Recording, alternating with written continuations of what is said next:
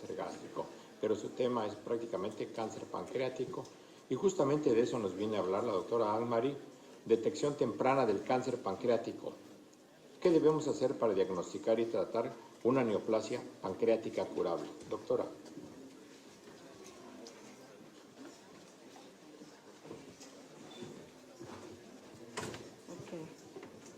Well, it is a great pleasure to be here, and I would like to say muchas gracias to the organizers. Quiero agradecer a los organizadores por haberme invitado a este congreso. Es la primera vez que vengo a México y ciertamente que voy a regresar. En los siguientes 20 a 30 minutos me han pedido que les hable de la detección temprana del cáncer de páncreas. ¿Qué se necesita para diagnosticar y curar la neoplasia pancreática? Estas son mis declaraciones de conflicto de intereses. Díganme, ¿cuántos de ustedes han tenido algún paciente que se presenta con dolor abdominal no específico?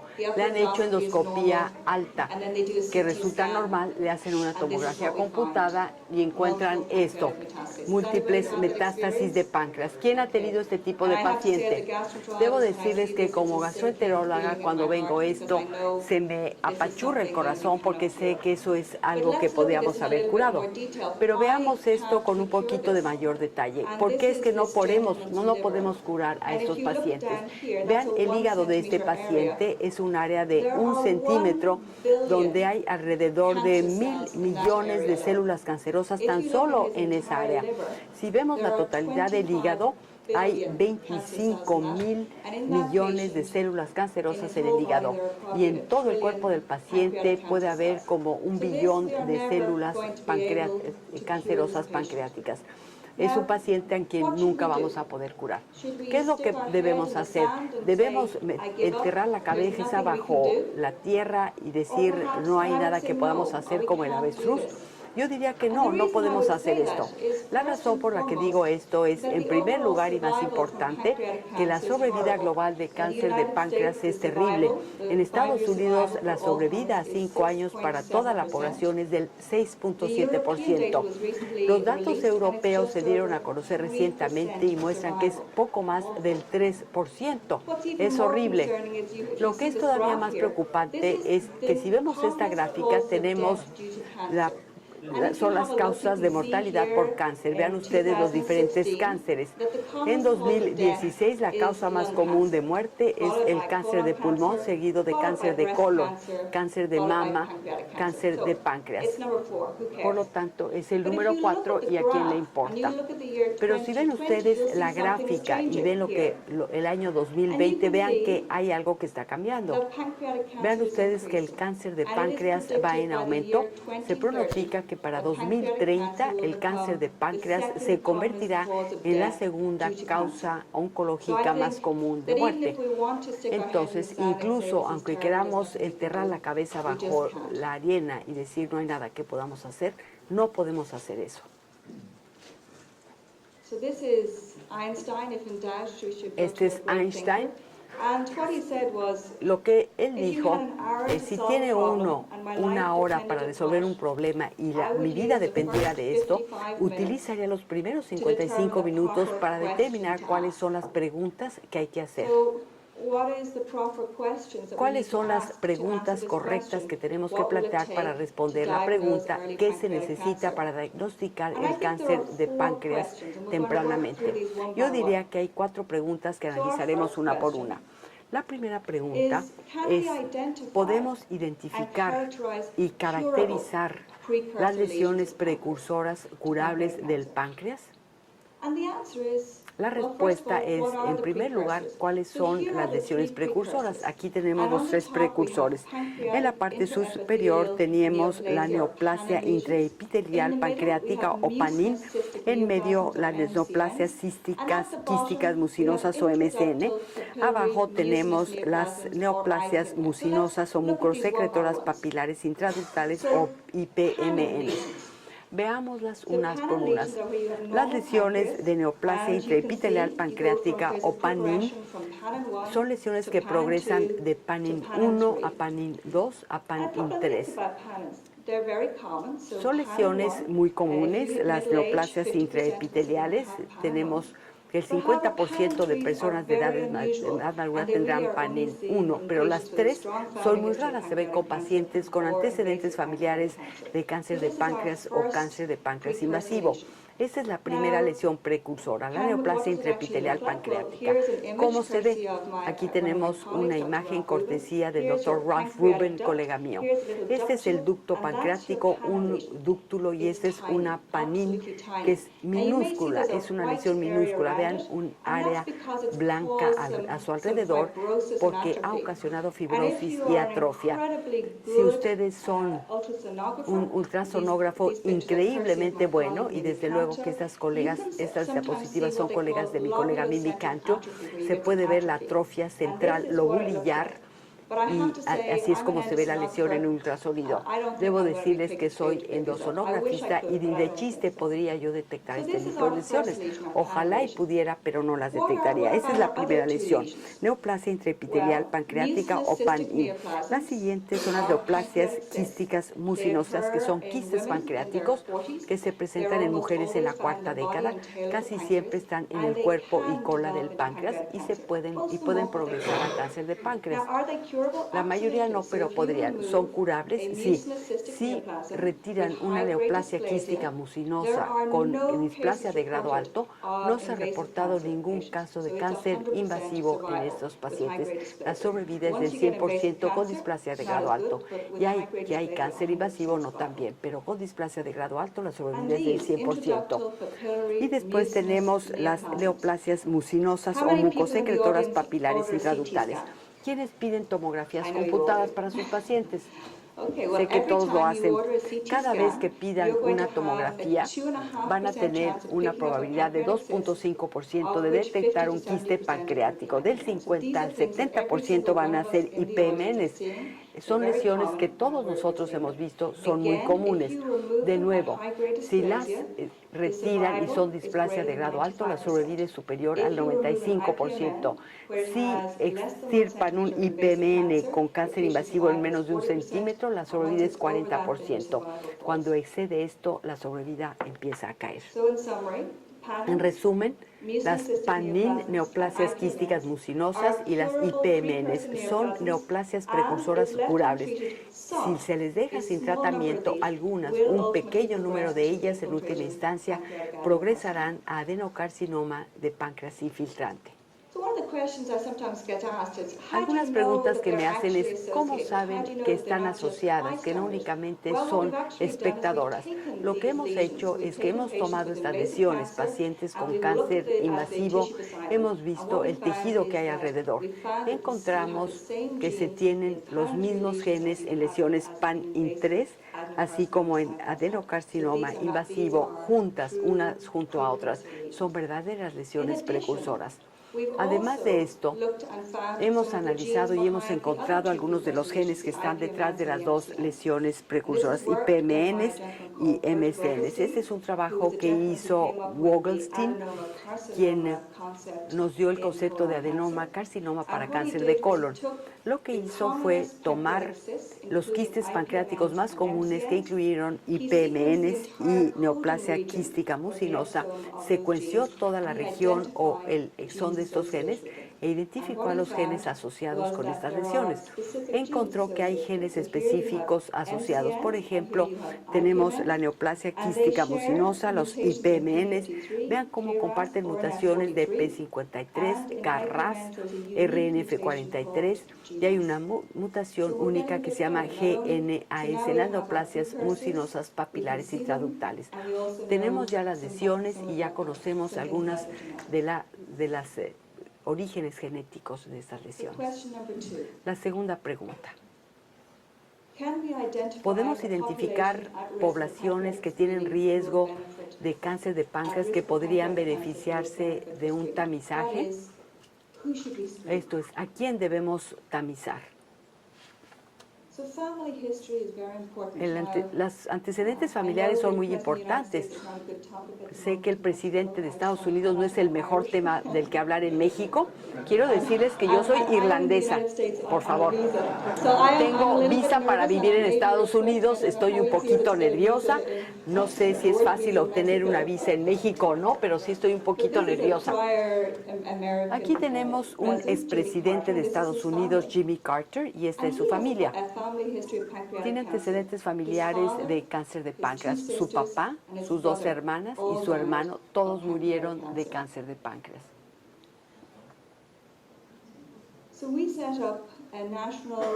Establecimos un registro de páncreas, cáncer de páncreas de origen familiar en Johns Hopkins en 1994.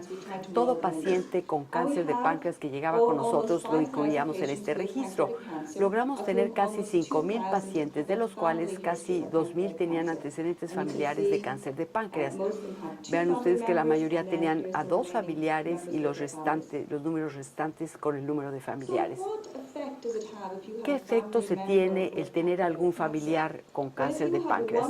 Si tiene un solo familiar, tiene un aumento de 2.3 a 3.6 mayor de tener cáncer de páncreas. Con 2 familiares es más alto, un aumento de 6.4 veces mayor. Y una vez que, como el presidente Carter, tienen 3 o más familiares, la probabilidad aumenta de 14 a 32 veces. Pensé que este era uno de los grupos en que podíamos estudiar como por tener mayor riesgo. Y desde luego que sabemos que tener antecedentes familiares aumenta el riesgo personal, pero ya conocemos algunos de los genes que están asociados con los antecedentes familiares. Aquí tenemos algunos de ellos.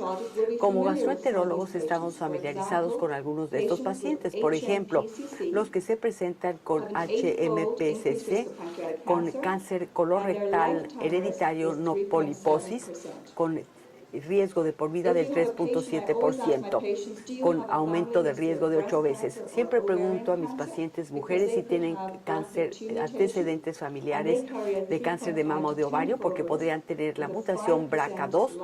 Tienen un riesgo de por vida de cáncer de páncreas del 5% y aumento del riesgo del 3.5 a 10. Un síndrome raro que se llama síndrome de melanoma con múltiples molas atípico familiar con P16, con aumento de riesgo del 20 a 34 y riesgo de por vida del 10 al 17%. Ya oímos hablar de pancreatitis en pacientes con pancreatitis familiar por PRSS1. Son pacientes con un riesgo 50 a 80 veces mayor de cáncer de páncreas y riesgo de por vida del 25 al 40%. Y finalmente, los pacientes con síndrome de Peutz-Jeghers son pacientes que vemos con frecuencia como gastroenterólogos, tienen un riesgo 132 veces mayor, un riesgo de por vida de cáncer de páncreas de 30 a 60%.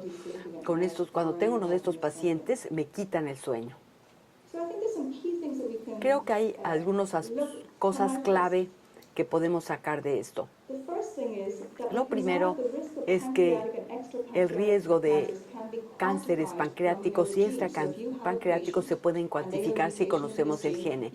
Si tenemos un paciente con una mutación en ese gene, podemos decirle, este es su riesgo de por vida de cáncer de páncreas. Y creo que esto es importante preguntarnos, particularmente si consideramos hacer un tamizaje. Hay otra cosa que quizás notaron ustedes en esa tabla. Con excepción de PRSS1, todas las mutaciones que mencioné estaban asociadas no solo con cáncer de páncreas, pero también con cáncer extrapancreático. Pueden hacer tamizaje para cánceres extrapancreáticos como este ejemplo. Ya les mencioné que la mutación de PCD16 se asocia no únicamente con cáncer de páncreas, sino también con melanoma, y se puede hacer el tamizaje. El presidente Carter recientemente fue hospitalizado con metástasis cerebral secundaria a un melanoma. No es mi paciente, pero uno se pregunta con sus antecedentes familiares quizás tengan la mutación en P16 y quizás se le debía haber tamizado. ¿Qué otros grupos son de alto riesgo para cáncer de páncreas que podríamos tamizar? Hay otros 2 precursores, los que tienen IPMN y los que tienen neoplasia quística mucinosa o MCN. ¿Dónde estamos? Bueno, dijimos que el cáncer de páncreas tiene un desenlace terrible. Hay 3 lesiones precursoras del cáncer de páncreas. Si eliminamos estas lesiones, el paciente es curable. Ya dijimos que hemos identificado a la población de alto riesgo a la que podíamos potencialmente tamizar. La siguiente pregunta es si realmente podemos detectar estas lesiones precursoras. Una de las cosas de las que hablamos es los quistes pancreáticos y seguramente todos ustedes aquí piden tomografía computada. Los quistes pancreáticos son muy comunes. Cada vez que ordenan ustedes un quiste pancreático, una tomografía computada, identifican un quiste pancreático en 2.5% de la población. Con resonancia magnética se identifica mucho más, alrededor del 15%. Una de las cosas importantes que hay que recordar de los quistes pancreáticos es que no todos ellos son neoplasias IPMNs ni neoplasias quísticas, ni todos los IPMNs o MCNs progresan a cáncer de páncreas, muchos no. ¿Qué es lo que nos puede ayudar? Una de las cosas es, se puede tomar una muestra del líquido del quiste y ya les dije que hemos identificado muchos de los genes que nos pueden decir si se trata de una IPMN o MCN. Por ejemplo, el 91% de los IPMNs van a tener una mutación de GNAS o KRAS. Y ambas son mutaciones que se pueden buscar fácilmente, son mutaciones puntuales. Cuando analizamos esto utilizando solamente marcadores genéticos, pudimos identificar IPMN con sensibilidad del 76% y especificidad del 97%, las MCNs con 100% de sensibilidad y 75% de especificidad. No está mal. Si agregamos las características clínicas, esto puede mejorar todavía más. El ultrasonido endoscópico es invasivo y es algo que no queremos hacer. Es no invasivo y podríamos hacerlo en todos. Pero ¿qué más podemos hacer? Se puede hacer endoscopía de tubo digestivo alto. ¿Cuántos de ustedes la hacen? Seguramente muchos de ustedes. Sí. En Estados Unidos lo hacemos también, pero en Europa, y pienso que en México lo hacen con anestesia tópica, con un aerosol. Es un procedimiento sencillo que lleva 5 minutos. En este estudio les dimos a los pacientes secretina que estimula los jugos pancreáticos y colectamos jugos pancreáticos. El concepto es que si hay una lesión precursora como IPMN, el ADN se derrama en el jugo pancreático y que se puede analizar. Esto es exactamente lo que hicimos. Lo que hicimos fue ver si podíamos identificar la mutación de GNAS. Y los resultados de esto fueron interesantes. Si vemos aquí el páncreas normal de pacientes con pancreatitis crónica, ninguno tuvo la mutación de GNAS. Los que tuvieron IPMN, casi el 65% de ellos tuvieron la mutación de GNAS. Es una manera sencilla y potencial para confirmar que se trata de una IPMN. Esto está muy bien, pero lo que realmente estamos buscando es cuáles IPMNs y cuáles MCNs en última instancia van a progresar a displasia de grado alto y cáncer de páncreas. ¿Qué es lo que tenemos? Aquí tenemos algo más que hicimos. Estudiamos los jugos pancreáticos y estudiamos P53, que es una mutación tardía que se presenta en las PANINs 3 IPMNs de grado alto o cáncer de páncreas y pudimos identificar el 50% de los pacientes con displasia de grado alto y 67% que tenían cáncer de páncreas. Son estudios apenas iniciales, pero son muy interesantes.